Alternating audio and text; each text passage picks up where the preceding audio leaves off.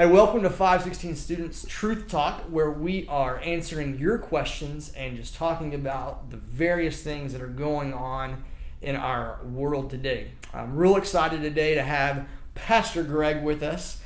He spent some time with us at Fall Retreat, where you guys asked a lot of questions at Fall Retreat, and today he is going to answer one of those questions. So, Greg, the question we have today is, what's the big problem with drinking, partying, cussing, all the things? If all of my peers do it, I don't understand why I'm not supposed to. Yeah, it's a very common question for a middle schooler or high schooler to ask. And frankly, it doesn't stop there. Every college kid in the world is asking that, and most young adults. And there's something there that is unique, and that is that most of look, you know me, I'm an old guy, right? And so when we look at those your age, I don't want to call you immature, but the thing that middle school, high school, college, and young adults have in common is that you don't yet have life experience that could show you why some of those things are really dangerous. Once you get my age, you're going to see that a lot of people who have been sexually promiscuous, who have abused or used or abused alcohol, drugs, etc., are paying for some of that, and that's a real lifestyle implication that it has on our lives. But there are really two answers to that question. The first is that you were created by God in His image. You were created by Him for Him to love you and for Him to care for you and for Him to mold you into living a holy lifestyle. And so if your Creator made you, your Creator also knows what's best for you. And so a lot of these things that we call rules are not so much rules as they are just guidelines for how life is best lived.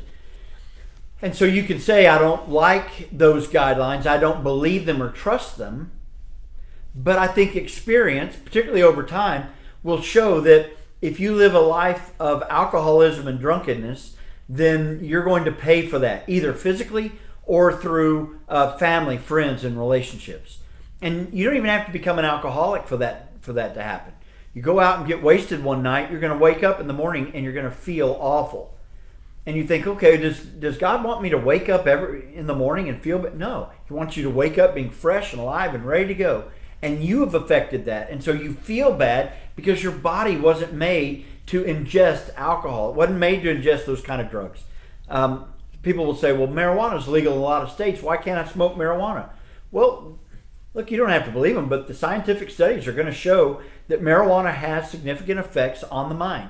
And God knows and loves you enough to know that if you can avoid that, if you can avoid the effects of cussing, you say, well, what's wrong with cussing? Well, look, if I cuss out Bunch, it's going to affect how Bunch sees me.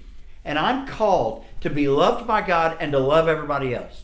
And by definition, if I love Bunch, I'm not going to hit Bunch with every cuss word on the planet, because it affects the way people see me and the way people see us. You go out partying and you think, oh, all my friends are doing it. It's fine. And some of your friends will feel so low and bad that they will consider committing suicide. And it's fine. And some of your girlfriends will become pregnant. And everybody was doing it, and why was it so bad? And God loves you enough that He doesn't want that to happen to you. He wants you to be able to live a life to which He called you, and to be able to have that meaning and purpose and significance in your life.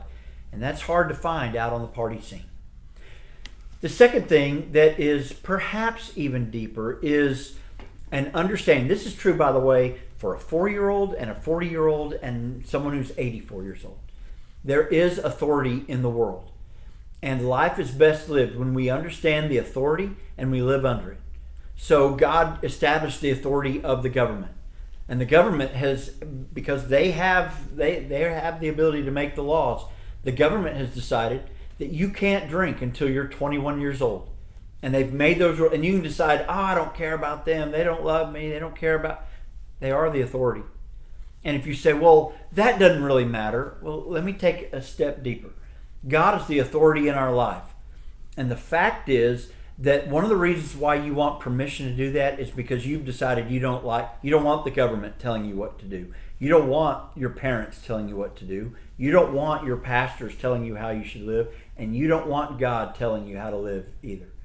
Romans chapter 8 speaks quite a bit to the authority that God has over our lives. And look, in his case, you don't have to question whether or not he has your best interest at heart. He loves you deeply, but he's going to be the authority figure in your life. And you and I have to learn to submit to him and recognize that when we know that what he's telling us is for our best, then we do that out of love, and we thank him for that. And when we question his edicts on our life, his commandments on our lives, when we question those things, it's okay for us to say, I don't understand it all, but I'm going to follow it because I've chosen to let him be Lord and let me be subject to what he wants me to do. And ultimately, someday, you're going to be my age and you're going to look back and you're going to go, yeah, that really was wise. We just want you to be able to live that wise life even as a 12-year-old, a 16-year-old, an 18-year-old, a 22-year-old.